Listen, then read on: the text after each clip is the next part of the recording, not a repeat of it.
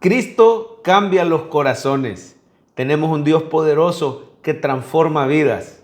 Si usted alguna vez quiere ver el mejor ejemplo de cómo Cristo cambia las vidas, quizás no es necesario ir tan lejos, solo mire su propia vida, cómo el Señor te ha cambiado. Quizás todavía no estás donde deberías estar, pero dígame si no es cierto que ya no eres el mismo o la misma de antes. El Señor ha transformado tu vida. Cada día te pareces más al Señor Jesucristo por la gracia, la misericordia y el poder del Espíritu Santo. Pero si usted alguna vez quiere ver un ejemplo del poder transformador de Cristo, solo basta que vea la vida del apóstol Pablo. Ahí en Hechos capítulo 9. Hoy vamos a continuar esta serie del estudio del libro de los Hechos. Quiero pedirle que tenga frente a usted Hechos capítulo 9. Algunas personas escuchan este video mientras van manejando o camino al trabajo. No hay problema, yo le voy a leer las partes de Hechos 9 que más sobresalen. Mire, el apóstol Pablo comienza persiguiendo y termina predicando la palabra de Dios. De perseguidor de la iglesia de Cristo a predicador del evangelio. Y vaya qué predicador, escribiendo casi la mitad o más del Nuevo Testamento. Mire, en Hechos 9:1 dice: Saulo, respirando aún amenazas y muerte contra los discípulos del Señor, vino al sumo sacerdote y le pidió cartas para las sinagogas de Damasco, a fin de que si hallase algunos hombres o mujeres de este camino, los trajese presos a Jerusalén. Ahí continúa narrando que iba camino a Damasco y cuando ya iba llegando cerca, le apareció una luz más brillante que el sol de mediodía, que lo botó al piso y que dijo: Saulo, ¿por qué me persigues? ¿Quién eres, Señor? Yo soy Jesús, a quien tú persigues.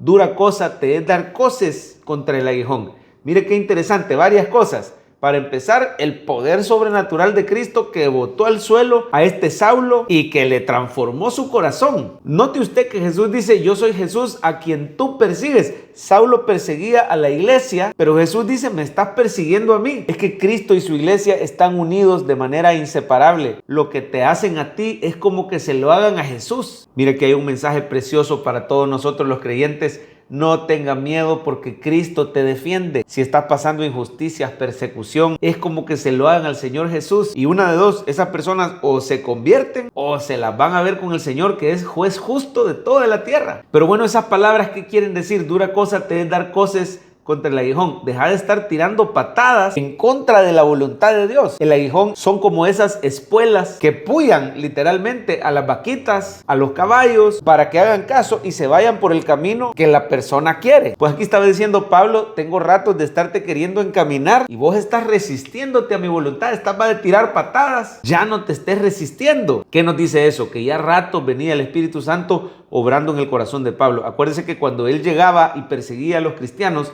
escuchaba el mensaje del evangelio. Aparte, era muy conocedor de la ley y el Señor estaba usando esa ley en el corazón de Pablo, más la obra del Espíritu Santo, y al haber oído el evangelio tantas veces, que ya el Señor lo venía trabajando, hasta que camino a Damasco se da esa gran conversión y Pablo no se resiste más, queda ciego. Las personas que iban con él solo escuchaban la voz pero no veían nada, y al final Pablo entra ciego, estuvo 3 días, 3 noches sin comer. Yo quiero que vea cómo termina el apóstol Pablo este capítulo 9. Váyase por favor al versículo 20, Hechos 9:20. Enseguida predicaba a Cristo en las sinagogas, diciendo que este era el Hijo de Dios. Vaya, de perseguidor a predicador. Y todos los que le oían estaban atónitos y decían: ¿no es este el que asolaba en Jerusalén a los que invocaban este nombre? Mire, cuando el Señor hace un cambio en las vidas, las personas se quedan confundidas y dicen: ¿pero qué no es este aquel alcohólico? ¿Pero qué no es este aquel adúltero? ¿No es esta aquella malcriada? Dicen por ahí. ¿No es este aquel mal hablado? Aquella deprimida. Y déjeme decirle que ya no somos eso. Si alguno está en Cristo, nueva criatura es. Las cosas viejas, dice, pasaron. He aquí, todas son hechas nuevas. Tú y yo somos nuevas criaturas. Así como Pablo fue hecho una nueva criatura por el poder transformador del Espíritu Santo.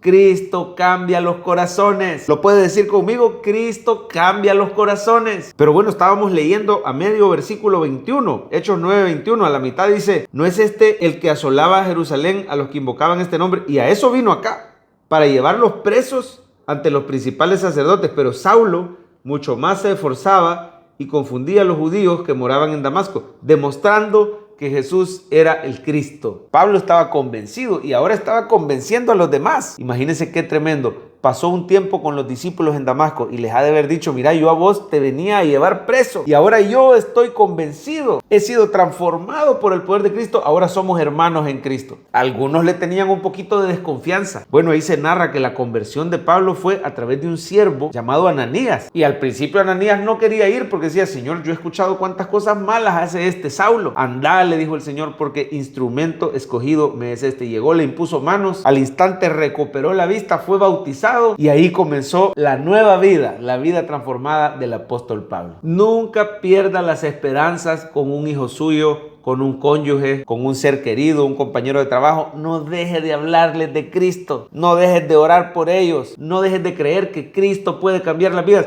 Aunque ahorita veas que la persona se burla, habla mal de los cristianos, no quiere nada con la iglesia, pero usted no deje de orar, no deje de evangelizar, porque esa persona quizá está dando coces contra el aguijón, pero tarde o temprano, en el tiempo de Dios, nadie se resiste, ningún escogido, dijo el Señor, instrumento escogido me es este. Ningún escogido de Dios se puede resistir a esa gracia y a esa salvación que solo Cristo hace. Él transforma las vidas y los corazones. No pierda las esperanzas de cambiar usted mismo. Si hay áreas de su vida que no hayan sido transformadas, ríndaselas al Señor y tenga una expectativa gozosa y confiada que el que comenzó en ti la buena obra la va a perfeccionar. Si pudo cambiar a un perseguidor de la iglesia, ¿cómo no nos va a perfeccionar a nosotros que somos sus hijos amados? Ahí el capítulo termina con 2 milagros impresionantes que hizo el Señor a través de Pedro. Curó a un paralítico llamado Eneas y resucitó a una tal Tabita o Dorcas. Bueno, ahí hay un mensaje para nosotros. Los seres humanos solo somos instrumentos. Pablo era un instrumento, Pedro era un instrumento. El poder transformador, sanador, resucitador, el poder es de Cristo a través del Espíritu Santo. Así que sigamos predicando a ese Cristo transformador, a ese Dios poderoso, porque tenemos un Dios